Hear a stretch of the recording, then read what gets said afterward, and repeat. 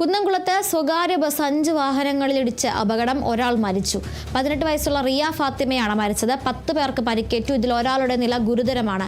കുന്നംകുളം പട്ടാമ്പി റോഡിൽ താഴത്തെ പെട്രോൾ പമ്പിന് സമീപമായിരുന്നു അപകടം.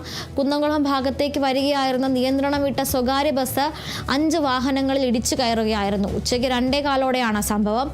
ആദ്യം ഒരു സ്കൂട്ടറിൽ ഇടിച്ച ബസ് തുടർന്ന് മറ്റ് വാഹനങ്ങൾ തകർത്ത സമീപത്തെ വീടിന്റെ മതിലിടിച്ച് തകർത്താണ് നിന്നത്. അപകടത്തിൽ പരിക്കേറ്റ 2 പേരുടെ നില ഗുരുതരമായി തുടരുകയാണ്. പരിക്കേറ്റ എല്ലാവരെയും ഉടൻ തന്നെ കുന്നംകുളത്തെ സ്വകാര്യ ആശുപത്രിയിൽ പ്രവേശിപ്പിച്ചു.